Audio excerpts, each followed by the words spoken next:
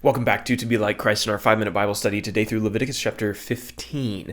I've had several people reach out and say that they listen to these with their whole family and do them every day. I will say here's a parental advisory notice on this chapter. If you have kids, this might not be the one that you want to listen to with them. Maybe skip over this chapter, and you'll see why in a little bit. So there's fair warning. If you do want the PDF that has all the information that I'm reading, you can get it on our website. There's a link down in the description. So with that, let's jump into Leviticus chapter 15. The book of Leviticus picks up where Exodus left off.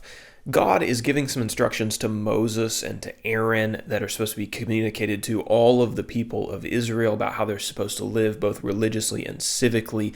These laws were given to Moses while him and the Israelite people were in the wilderness on their way to Canaan, approximately 1490 BC. In terms of our definitions, really a clarification more than a definition here, talking about clean versus unclean. We've been talking in the last several chapters about spiritual uncleanliness versus cleanliness, and I just wanted to help people maybe understand that a little bit better. A person who was in a state of uncleanliness was not allowed to worship at the tabernacle lest they defile it, because all the holy things were there and God's presence was there. Only a clean person could worship God in that way. Moving over to page 2 and our outline, in verses 1 through 15, we're going to talk about laws regarding a man who had a discharge. So God spoke to Moses and Aaron and told them that if a man had a discharge, probably referring to the man's genital organ, that he was to be considered unclean. While he had this discharge, his bed and everything that he sat on was considered unclean. Anyone who touched his bed or sat where he had previously sat was considered unclean, had to wash their clothing and bathe. Anyone who touched the man directly was unclean until the evening.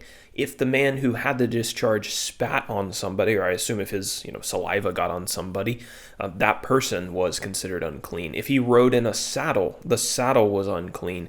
A man who had a discharge could only touch another person if he washed his hands first.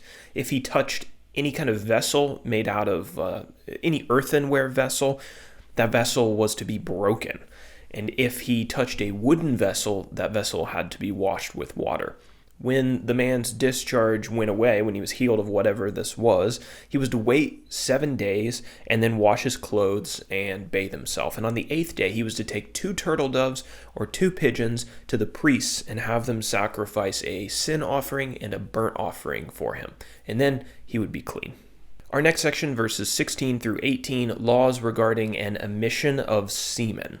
If a man had an emission of semen, he was to bathe in water and to be unclean until the evening. Any garment that was touched by the semen had to be washed. And if a man and a woman had sexual relations and the man ejaculated, both the man and the woman were to wash themselves and be unclean until the evening. Our third section, verses 19 through 24, talks about laws regarding menstruation and uncleanliness. Don't you know I had fun outlining this chapter? When a woman experienced menstrual bleeding, she was unclean for 7 days. Anyone who touched her was unclean until the evening. Anything that the woman touched or sat on was unclean, and anyone who touched her bed or anything that she sat on was unclean. If a man had sexual relations with a woman and her blood accidentally got on him, he was unclean for 7 days. And then finally, verses 25 through 33, laws regarding non-menstrual bleeding. If a woman had a discharge of blood that was not part of her usual menstrual cycle, she was unclean as long as that blood persisted.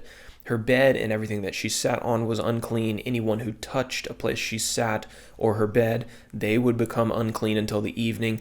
That said, if the discharge of blood stopped, she was considered clean after 7 days. And on the 8th day, she was to take either 2 turtle doves or 2 pigeons to the priests so they could offer sacrifices for her, a sin offering and a burnt offering. And let's finish off now with our application. It's a great blessing to live after Jesus' sacrifice on the cross. Can you imagine being somebody who had some kind of chronic condition, who had to make it clear to everyone around them that they were unclean all the time? That probably could have been ostracizing and embarrassing. A person in that condition probably would have been seen as an inconvenience by a lot of others, especially if everything that they touched had to be washed.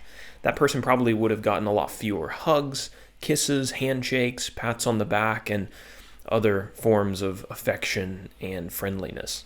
Not to mention they couldn't participate in a lot of the spiritual life of their nation. So I'm thankful that these rules are no longer in effect for us, and we no longer approach God and other people on the basis of our own cleanliness, but on the basis of Jesus' cleansing of us.